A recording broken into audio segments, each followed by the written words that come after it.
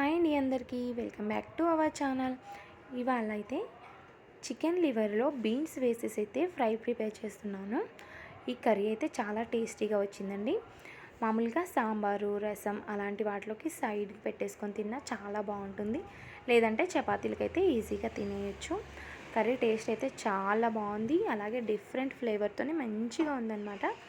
ఇంకా మనమైతే ఇప్పుడు కర్రీ ప్రిపరేషన్ చూసేద్దాం. ముందుగా అయితే చికెన్ లివర్ని తీసుకొచ్చిన తర్వాత ఒక 3 లేదా 4 సార్లు అయితే మంచిగా కల్లుప్పు అనేది వేసేసుకొని నీట్గా కడిగేసి పెట్టుకున్నాను. మనకు ఓన్లీ లివర్ అడిగితే లివర్ కూడా ఇస్తారు చికెన్ షాప్లో, ఇలా తీసుకోవచ్చు. లేదంటే కలిపేసి ఇస్తామంటారు. మనం సపరేట్గా ఇది వేరు చేసుకొని వండుకోవాలి. ఇంకా దీంట్లోకైతే 1/2 కేజీ లివర్ తీసుకున్నాను. ఇంకా 1/2 కిలో బీన్స్ తీసుకొని 4 ఉల్లిపాయలు చిన్నకలుగా కట్ చేసి తీసుకున్నాను. అలాగే 4 పచ్చిమిర్చిని చీల్చి వేసుకోవాలి. ఇంకా కొంచెం కరివేపాకు. ఇంకా మనమైతే స్టవ్ వెలిగించేసి బాండి పెట్టేసుకోవాలి. ఇంకా ఆయిల్ సరిపడినంత ఫ్రై కదా, కాస్త ఎక్కువగానే పడుతుంది. వేసేసుకొని కరివేపాకు, మనం కట్ చేసుకున్న పచ్చిమిర్చి, అలాగే ఆనియన్స్ కూడా వేసేసుకొని కొంచెం సాల్ట్ వేసుకొని వీటిని అయితే మంచిగా ఫ్రై చేసుకోవాలి. ఈ ఆనియన్స్ అనేవి కాస్త మెత్తబడిన తర్వాత అయితే అల్లం అలాగే వెల్లుల్లి ముక్కలుగా చిన్న ముక్కలుగా కట్ చేసి వేసుకోవాలి. ఇవి మనకు తినేటప్పుడు మధ్య మధ్యలో తగులుతుంటే చాలా టేస్టీగా ఉంటుందన్నమాట. ఇంకా ఇప్పుడైతే బ్రౌన్ కలర్లోకి మారిపోతున్నాయి కదా ఆనియన్స్ అనేవి. ఇప్పుడు దీంట్లోకైతే మనం ముందుగా కట్ చేసుకున్న బీన్స్ ఉన్నాయి కదా, ఆ బీన్స్ని అయితే వేసుకుంటున్నాను. చూసారా, నేనైతే ఒక్కొక్క బీన్స్లో 3 ముక్కలుగా కట్ చేశాను. లేదంటే 2 ముక్కలుగా చేసుకోవచ్చు.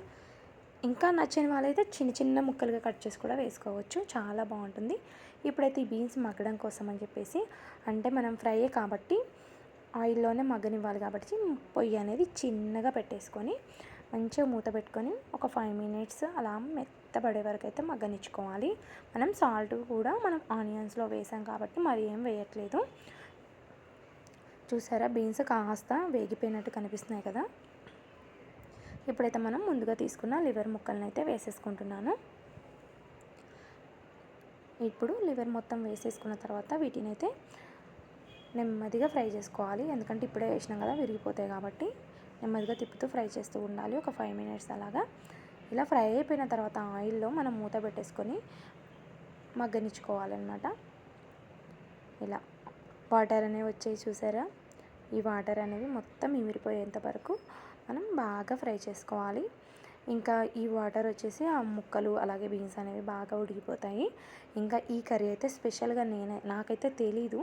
ఇంకా మా కోడలు వాళ్ళ స్కూల్లో అయితే చేశారంట. వాళ్ళ ఫ్రెండు అయితే తీసుకొచ్చిందంట. వాళ్ళ అమ్మ ప్రిపేర్ చేస్తే వాళ్ళ ఫ్రెండ్ తెచ్చింది. చాలా బాగుంది, ఇలా కర్రీ చేసింది అని చెప్తే నేనైతే ట్రై చేస్తున్నాను. కానీ చాలా బాగా వచ్చింది. దీంట్లోకి కొంచెం పసుపు, ఉప్పు, కారం, ధనియాల పొడి కూడా వేసుకోవాలి. ఇప్పుడు ఇవన్నీ వేసుకొని మంచిగా ఒకసారి అయితే కలుపుకొని ఇప్పుడు ఉప్పు, కారం, మసాలా, ధనియాల పౌడర్ ఇదంతా పట్టేలాగైతే ముక్కలకి పెట్టుకోవాలి. ఒకటి మాత్రం గుర్తుపెట్టుకోండి, ఈ ఫ్రై మనం ప్రిపేర్ చేస్తున్నప్పుడు మాత్రం పొయ్యి మాత్రం సిమ్లోనే పెట్టుకోండి. ఎందుకంటే మనం వాటర్ ఏమీ యాడ్ చేయట్లేదు, అలాగే టమాటో కూడా ఏమీ యాడ్ చేయట్లేదు కాబట్టి చిన్న మంట మీద పెట్టేసుకొని మనం చెక్ చేసుకుంటూ చాలా జాగ్రత్తగా చేసుకోవాలి. లేదంటే మనం ఇంత కష్టపడి చేసింది కూడా కొంచెం మాడిపోయిన మొత్తం ఫ్లేవర్ అంతా మారిపోతుంది కదా, అందుకు చెప్తున్నాను. చూసారా ఎంత బాగా రెడీ అయిపోయిందో. ఈ ఫస్ట్ టైమే తింటున్నాను కానీ ఫ్లేవర్ అలాగే టేస్ట్ అనేది చాలా బాగుంది.